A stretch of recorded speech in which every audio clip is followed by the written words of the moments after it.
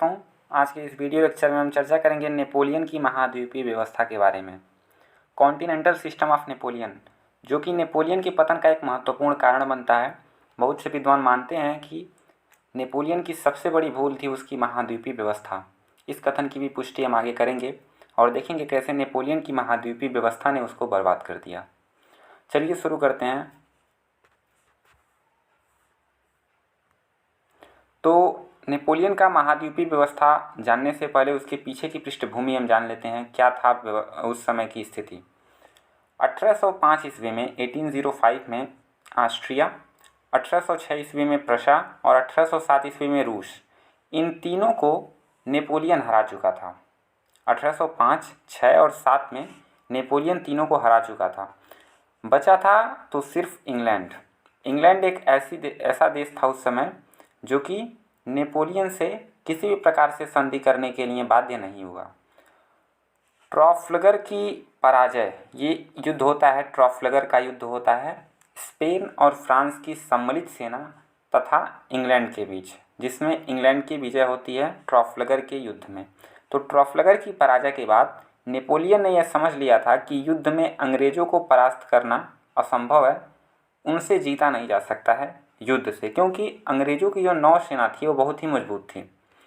ठीक है, ये जो टॉपिक है नेपोलियन की महाद्वीपीय व्यवस्था, ये वर्ल्ड हिस्ट्री का एक बहुत ही महत्वपूर्ण टॉपिक है और हम इस वीडियो में पूरा कंसेप्ट अच्छी तरह से समझेंगे। बिल्कुल रटने की कोशिश नहीं करना है, जो थोड़े बहुत फैक्ट हैं उनको आप ध्यान में रखिएगा, बाकी कंसेप्ट आपका क्लियर हो जाएगा। तो ट्राफलगर के युद्ध में जब नेपोलियन हार गया तो उसके माइंड में एक ऐसी धारणा बन गई, उसके दिमाग में एक ऐसी धारणा बन गई, वो इंग्लिश चैनल को, जो कि फ्रांस और इंग्लैंड के बीच में है इंग्लिश चैनल, उसको वो डिच मानने लगा, शैतान मानने लगा, शैतानी समुद्र मानने लगा, क्योंकि वह उसको पार करके कभी भी इंग्लैंड पर चढ़ाई नहीं कर सका। तो इंग्लिश चैनल को डिच मानने लगा नेपोलियन। नेपोलियन ने एक बार कहा था कि हमारे लिए पेरिस से दिल्ली तक सेनाएं भेजना सरल है, पेरिस से दिल्ली तक सेनाएं भेजना सरल है, परंतु फोकस्टोन तथा बुलो से फोकस्टोन तक सेनाएं भेजना कठिन है। तो नेपोलियन ने कहा था कि हमारे लिए पेरिस से दिल्ली तक सेनाएं भेजना सरल है, परंतु बुलो से फोकस्टोन तक सेनाएं भेजना कठिन है। बुलो फ्रांस में स्थित है और फोकस्टीन जो है इंग्लैंड में स्थित है। इंग्लैंड की शक्ति का स्रोत उसकी संपत्ति थी। अब इंग्लैंड से इतना लोग डरते क्यों थे, नेपोलियन भी उनसे भयभीत क्यों था? इंग्लैंड के पास बहुत अधिक संपत्ति थी और उसकी संपत्ति का मुख्य कारण जो है, वहाँ पर जो इंडस्ट्रियल रिवॉल्यूशन हुआ था और उसके व्यापार से उसकी संपत्ति का मुख्य स्रोत उसका इंडस्ट्रियल रिवॉल्यूशन मतलब कारखाने और उसका व्यापार था।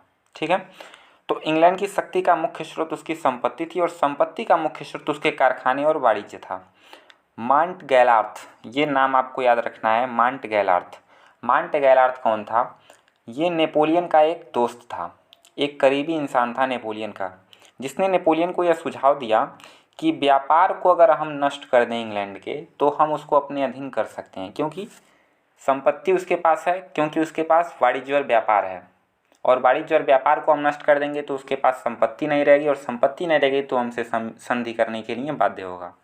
तो मांट गैलार्थ के कहने पर नेपोलियन के मन में ये विचार पनपा कि ऐसी कोई व्यवस्था होनी चाहिए जिससे कि इंग्लैंड को पूरे यूरोप या पूरे मैप से, पूरे मैप का मतलब पूरे विश्व से ही काट दिया जाए, मतलब एक ऐसी व्यवस्था जिसमें इंग्लैंड को अन्य देशों के साथ संपर्क में न रहने दिया जाए। तो इसी के क्रम में ये नेपोलियन के दिमाग की उपज थी महाद्वीपीय व्यवस्था। इसी के परिप्रेक्ष्य में एक कोटेशन कहा जाता है कि मांट गैलार्थ ने कहा था, टू डिस्ट्रॉय हर कॉमर्स, उसके वाणिज्य को व्यापार करके, is to hit her to hurt. ठीक है, उसके हर्ट को क्षति पहुंचाई जा सकती है। अब हम देखते हैं महाद्वीपीय युद्ध की शुरुआत कहाँ से होती है, और महाद्वीपीय युद्ध जो इंग्लैंड और फ्रांस के बीच चला, जो हो रहा था, उसकी शुरुआत कहाँ से होती है। तो इसके क्रम में बहुत सारे आदेश जारी हुए। जैसे सबसे पहला आदेश था नेपोलियन के द्वारा जारी किया गया बर्लिन आदेश, जो कि 21 नवंबर 1806 ईस्वी में स्टार्ट किया गया। 21 नवंबर 1806 ईस्वी में बर्लिन में नेपोलियन ने ये आदेश घोषणा करवाई सबसे पहली जो घोषणा थी वो थी ब्रिटेन के साथ कोई देश व्यापार न करे। जो बेसिक चीज़ें थी कि इंग्लैंड को अन्य देशों से काट दिया जाए, तो वो चीज़ें इसमें आ गई। ब्रिटेन के साथ कोई देश व्यापार नहीं करेगा, किसी भी देश में इंग्लैंड के माल को जब्त कर लिया जाएगा, किसी भी देश में अगर इंग्लैंड का माल है तो उसको जब्त कर लिया जाएगा, और इंग्लैंड और उसके उपनिवेशों से जो भी जहाज़ें आ रही हैं उनको अपने देशों में आप लोग आने मत दीजिए, ऐसा नेपोलियन ने अन्य यूरोपीय देशों से कहा। ठीक है। दूसरी जो घोषणा हुई वो ही वर्साई आदेश। चूँकि ये पहली वाली घोषणा बर्लिन घोषणा होने के बाद भी कुछ ऐसे देश थे जैसे प्रशा हो गया, हनोवर हो गया, ये चोरी छुपे कर रहे थे उससे व्यापार। तो इन लोगों को पुनः एक बार चेतावनी दिया नेपोलियन ने 25 जनवरी 1807 ईस्वी को कि आप लोग व्यापार पर प्रतिबंध लगाए और अपने समुद्री तटों पर उनके व्यापार जहाज़ों को आने से रोकें। तो वर्साई आदेश में ये चीज़ें कही गई। अब चूँकि इतना होने के बाद आप एक बार 1800 के करीब में जो वहाँ की मैप थी उसको देख लीजिए।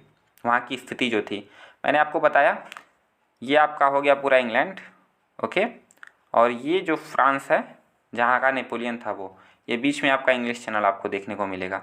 तो इंग्लिश चैनल को वो डिच मानता था, ओके। अब चलिए नेक्स्ट आगे चलते हैं। जो तीसरा घोषणा पत्र जारी हुआ वो है ऑर्डर इन काउंसिल। ये किसने किया?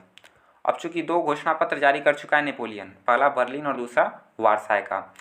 इसके प्रत्युत्तर में जो इंग्लैंड है उसने क्या किया, उसने अपना एक घोषणा पत्र जारी किया। नेपोलियन के आदेशों का उत्तर इंग्लैंड ने ऑर्डर इन काउंसिल जारी करके दिया। किसी जहाज में फ्रांस तथा उसके उपनिवेशों का बना हुआ माल पाया जाएगा तो वह जब्त कर लिया जाएगा।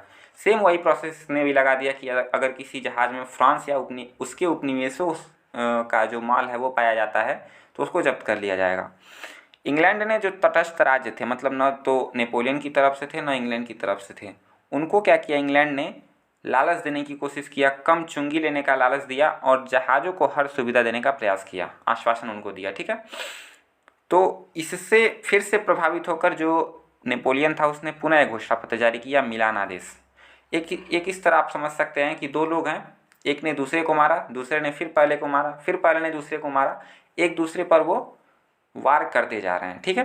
अंततः जीतेगा कौन? इंग्लैंड। इंग्लैंड के आदेश के प्रत्युत्तर में दिसंबर 1807 में, ये जो मैं आपको डेट बता रहा हूँ, 5 मुख्य रूप से घोषणा जारी हुई हैं, इन पाँचों का डेट आप थोड़ा याद रख लीजिएगा। इंग्लैंड के आदेश के प्रत्युत्तर में दिसंबर 1807 में नेपोलियन ने नई घोषणा जारी की, जो जहाज अंग्रेजों को अपनी तलाशी देगा। चूँकि अंग्रेजों ने कहा था, इंग्लैंड ने कहा था कि जो भी हमारे क्षेत्र में आएगा वो हमको तलाशी दे के जाएगा, तो जो जहाज उनके क्षेत्र में जाएगा वह अंग्रेजी बंदरगाह में और अंग्रेजी बंदरगाह में उपस्थित होगा, उसका माल जब्त कर लिया जाएगा। इधर से धमकी फ्रांस की मिल रही है और उधर से धमकी इंग्लैंड का मिल रही है, तो अन्य जो देश हैं वो इसी में कन्फ्यूज़ हैं, करे तो करे क्या हम। ठीक है। और ये एक बहुत बड़ी कारण बनती है इसके असफल होने का। ठीक है। अन्य देशों के पास और कोई विकल्प भी तो नहीं है। पाँचवा जो घोषणा पत्र जारी होता है सबसे कठिन होता है। 1810 ईस्वी में अंग्रेजों को अवैध ढंग से व्यापार में लिप्त लोगों को दंड देना। अब नेपोलियन ने क्या किया, जो भी लोग अवैध रूप से व्यापार कर रहे थे उनको दंड देना शुरू कर दिया तथा अंग्रेजी माल को जलाने का प्रावधान करने लगा। ओके, तो ये कुछ मुख्य रूप से आदेश थे जो कि जारी हुए थे। अब हम देखेंगे कि इसको सफल बनाने के लिए नेपोलियन ने कितने प्रयास किए। तो नेपोलियन ने इस व्यवस्था को सफल बनाने के लिए हर एक संभव प्रयास किया और इसका परिणाम यह रहा कि वो 1807 से लेकर और 1814 ईस्वी तक क्या किया, वो संघर्ष में लिप्त रहा। और जितने भी अन्य देश थे जैसे रूस हुआ, डेनमार्क हुआ, ऑस्ट्रिया हुआ, पोप का राज्य हुआ, इटली हुआ, हॉलैंड हुआ, इन सब से अगर प्यार से नहीं माने तो युद्ध करके, लेकिन इनको अपने में मिलाने का प्रयास किया, इनसे भी महाद्वीपीय व्यवस्था को लागू कराने का, पालना कराने का प्रयत्न किया। ठीक है। तो इसने जितना संभव प्रयास हो सका नेपोलियन ने किया, परंतु आगे देखेंगे कि महाद्वीपीय व्यवस्था जाके असफल हो जाती है। और असफल होने का जो मुख्य कारण क्या था, 4-5 कारण मैं आपको बता रहा हूँ जिसको आप आसानी से समझ सकते हैं। सबसे पहला जो कारण था वो था प्रत्येक देश ने इस योजना का पालन नहीं किया। अब प्रत्येक देश कैसे कर सकता था भाई, उसके पास कोई दूसरा ऑप्शन नहीं है, चूँकि उसकी ज़रूरत तो पूरी करनी पड़ेगी ना, उसको कोई भी अगर सामान खरीदना है तो या तो इंग्लैंड से खरीदेगा, और अगर इंग्लैंड से नहीं खरीदे तो फिर किससे खरीदे, और किसी के पास वो सामान थी नहीं, उसकी ज़रूरतें पूरी नहीं हो रही थी, तो प्रत्येक देश ने इस योजना का पालन नहीं किया, चोरी छुपे कहीं ना कहीं से वो व्यापार कर भी लेते थे। जहाजी बेड़ों का अभाव था फ्रांस के पास। अब फ्रांस के पास जहाज़ें नहीं थीं जिससे कि वो हर एक देश की समुद्री तट पे जाके चेक कर सके कि इंग्लैंड से व्यापार हो रहा है या नहीं हो रहा है, या फिर नज़र रख सके। तीसरी जो मुख्य कारण थी वो थी इंग्लैंड में अन्न का अभाव था। ठीक है, इंग्लैंड में अन्न का अभाव था, चूँकि इंग्लैंड इंडस्ट्रियल एरिया था पूरा, तो वहाँ पे अन्न कृषि कम होती थी, जिसकी वजह से यूरोपीय देशों से उसकी आपूर्ति होती थी अन्न की। अब उसके पास अन्न का अभाव है, लेकिन जो नेपोलियन है वो खुद उसकी अन्न की पूर्ति कर रहा है। कैसे?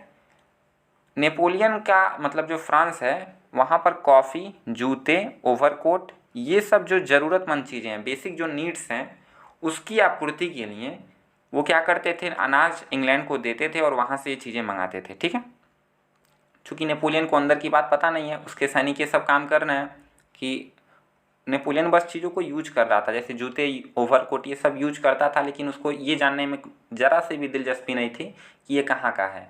ठीक है, तो जो चौथा मुख्य कारण है वो है नेपोलियन चोर बाजारी को रोकने में असमर्थ रहा। कुछ लोग छिप छिप कर भी व्यापार करते थे, तो इसको भी रोकने में नेपोलियन असमर्थ रहा।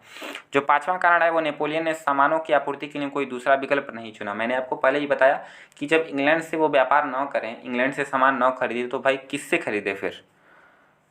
और इन्हीं सब कारणों से जो पूरा यूरोप था, या यूँ कहें कि जितने भी देश नेपोलियन के समर्थन में थे, वो सभी उससे रुष्ट हो गए और अंततः देखेंगे तो सब उसके दुश्मन बन गए। अब आगे चलते हैं, महाद्वीपीय योजना के क्या परिणाम हुए। महाद्वीपीय योजना शुरू होने के बाद प्रत्येक देश में कालाबाजारी के कारण भ्रष्टाचार फैला। चूँकि हर देश को अपनी ज़रूरत पूरा करना है, तो चोरी छुपे वो किसी तरह से व्यापार करेगा। जो बड़े लोग रहेंगे वो ज़्यादा व्यापार करेंगे, जो छोटे लोग रहेंगे वो दबते जाएंगे, तो इससे भ्रष्टाचार फैला। दूसरा जो कारण है वो प्रत्येक देश में आर्थिक संकट उत्पन्न होगा। चूँकि अब लोगों की ज़रूरत पूरा नहीं हो रहा है, सामान आ नहीं रहा है, तो सामान बनेगा भी नहीं। सामान, चूँकि व्यापार जब होता है तो दोनों तरफ से व्यापार होता है, लोग आर्थिक संकट से जूझ रहे हैं। योजनाओं के पालना के लिए नेपोलियन ने बहुत से देशों से युद्ध किया। योजनाओं को पालन करवाने के लिए बहुत सारे लोगों से उसने युद्ध किया, बहुत सारे देशों से युद्ध किया, जिसकी वजह से उसने अपने चारों तरफ दुश्मन खड़े कर लिए। बाद में आप देखेंगे कि चतुर्थ संघ बनता है ब्रिटेन, रूस, प्रसा और ऑस्ट्रिया का। इन चारों लोगों का एक चतुर्थ संघ बनता है, और अंततः 1813 ईस्वी में नेपोलियन लिपजिंग के स्थान पर, यहाँ पर वो परास्त हो जाता है लिपजिंग के स्थान पर 4 देशों से, ब्रिटेन, रूस और प्रसा और ऑस्ट्रिया से। 1814 में पेरिस का पतन होता है, और उसके बाद वाटरलू के युद्ध में नेपोलियन का पतन हो जाता है।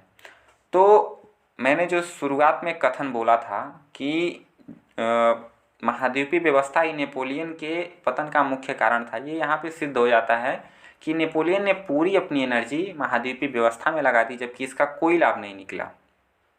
कुछ साल तक वो उलझा रहा, लेकिन अंततः हार इसी की हुई, और नेपोलियन का जो महाद्वीपीय व्यवस्था थी वो पूरी तरह से फेल हो गई।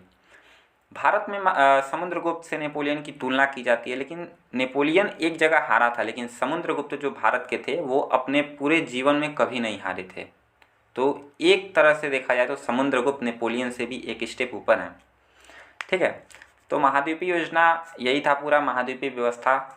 अगर वीडियो पसंद आई हो तो लाइक कीजिएगा, ज़्यादा से ज़्यादा शेयर कीजिएगा, चैनल पर नए तो चैनल को सब्सक्राइब कर लीजिएगा। फिर मिलते हैं नए वीडियो में, धन्यवाद।